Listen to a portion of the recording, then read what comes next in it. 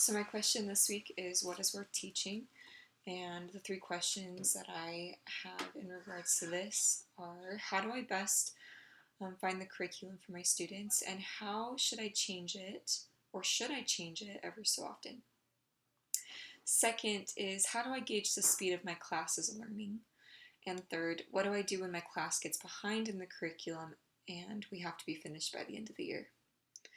So with my first question, I thought it's good to experiment. I did an apprenticeship with, or just an observation with a music teacher, and she showed me several books of the curriculums that she went through. And so I think it's important to know that you can go through different curriculums and find the ones that best fit your teaching style and best fit the learning style of your students. So it's always good to have a good pool of curriculum so that you can pull from it to best meet the needs of your students. And I also found a great website that um, gives how to start on a curriculum and also some of the curriculums out there. It was really good to see what music curriculums are out there as well, and I did that apprenticeship type deal. And this website also tells how to make lesson plans in regarding to the curriculum. With my second question, how do I gauge the speed of my class and their learning? And this great website gave some tools to use, and one big thing is test scores, quizzes, concept maps, assessing group work, creating and using rubrics. Those are all great ways to see where your students are at. Also, being one-on-one with your students. If you get to know your students, you can gauge their learning a lot better.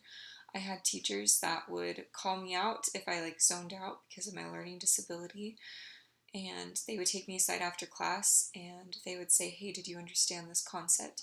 So I wasn't behind. They caught me up so that when the class moved on, I was with them. And then with my third question, Rebecca Alber from the website I found says, stay focused on the talents and strengths of your group of learners.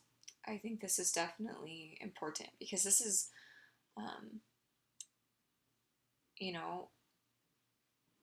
how do you, if your students are falling behind, how do you keep up with till the end of the year?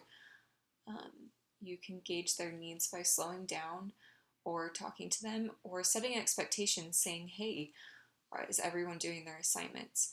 Are you guys prepared for this test? And saying, and showing a high love and also high expectations, setting that standard. Also, being creative. It's always good to be creative. If they're not getting the concept, you could do a PowerPoint, you could do a Jeopardy. I loved when my teachers did Jeopardies to help us learn. And then also, it's not a race. I shouldn't compare myself to other teachers